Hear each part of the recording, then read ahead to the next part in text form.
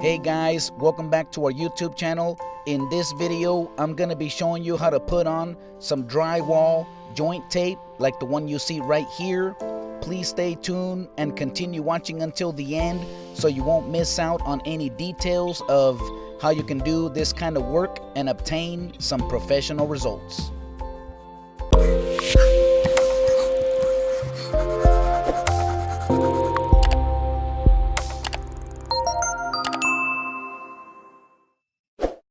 If you want to learn how to do all kinds of handyman DIY projects, including home renovations, then you're in the best place here on YouTube.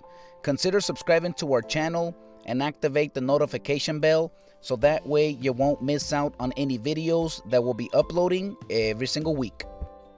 Today, I'm going to be showing you how to use this automatic drywall taper and a few other tools to expedite and put on this joint tape for drywall. Here we have a 5-gallon bucket that we mix some mud, and we're using a hand pump to fill up our, we call it a bazooka, but it's basically an automatic drywall taper. You see that it has a tape right there we put on at the bottom. We fed it through the little conveyor, and then up here, this is a demonstration of how it gets installed. And you basically start at one end and you press it up against the joint, the area, you know, where the two drywall meet, and then you just kind of slide it up from one end to the other, and about 6 inches before you end at the top, you'll want to pull the lever and cut off the tape. Then you can continue to press it up. So like in this example, it has a little wheel that you can also press it in, and that little wheel, it pushes the tape right at the very corner, and it also releases mud.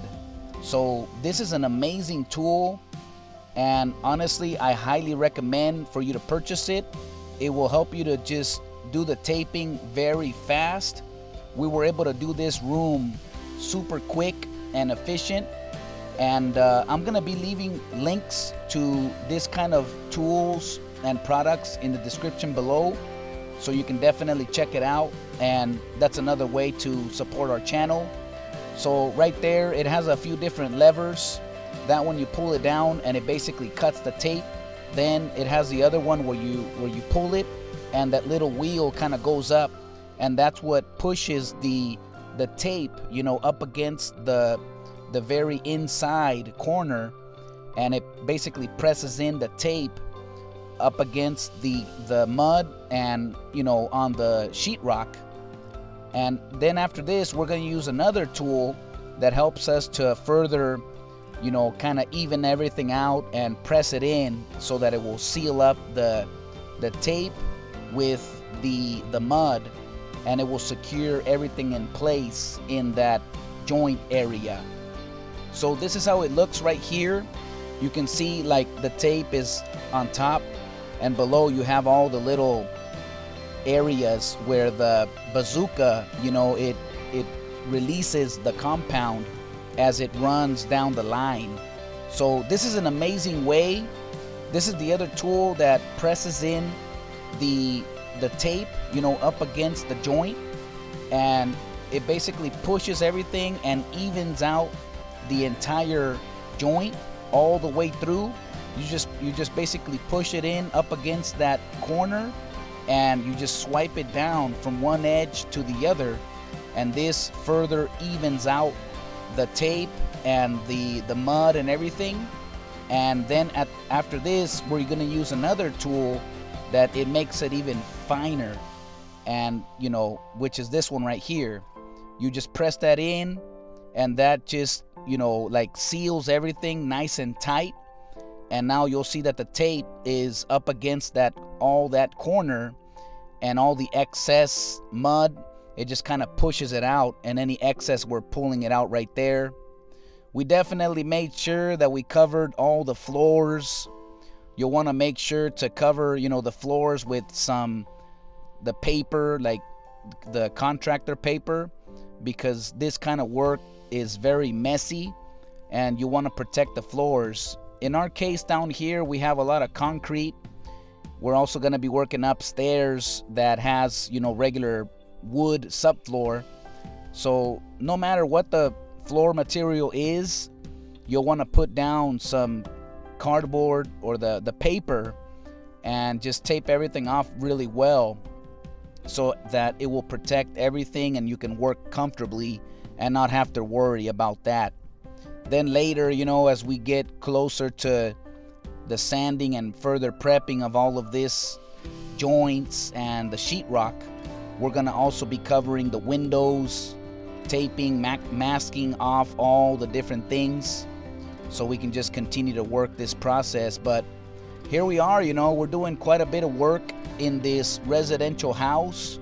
We already installed all the sheetrock a few days before, and now this is the results after we ran the 3 different tools.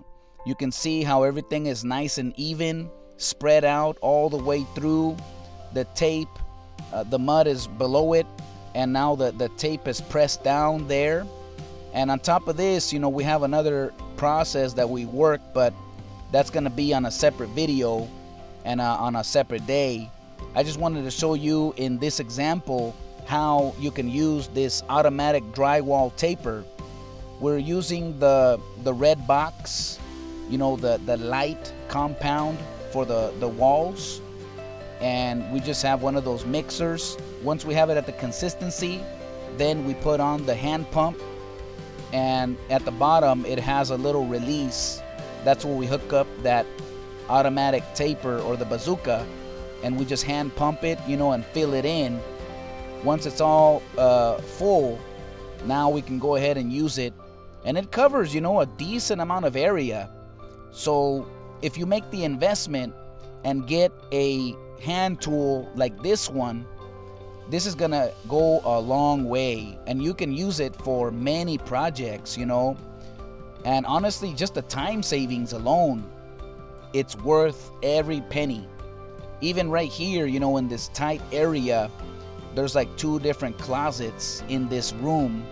We're able to get in this bazooka and just work it through. At the bottom, we had to start it off by hand, but from the midway up, we're able to just continue it on, and then up here in the little corner, we can start it off and then end it at the other end. And whatever's left, we just press it in by hand, or we have like a little hand tool that you always want to keep there to just press it in or do whatever's needed. But this is pretty much it, of how you can put on the tape for the joints step by step by using a automatic drywall taper. This is the other tool that we use to press it in. We're gonna run that on all the areas we just did, and then after this one, we're gonna use the other tool that further gives us that finer finish. Then, later we have to do some more work to all of this and, further prep everything before we can go on to the next step. We're actually, after we get everything, like sanded and the first hand, and before we get into the texture, we're gonna apply the primer paint to everything because, the drywall, it sucks up a lot of paint. But that's pretty much a step-by-step process of how to do this kind of work. We hope you like this video. Please consider subscribing to our YouTube channel and activate the notification bell so that way you won't miss out on any videos that we'll be uploading every single week. In the description below, I'm going to be leaving several links with different tools and materials that we recommend for doing this work. May God bless you, and we'll see you in the next project.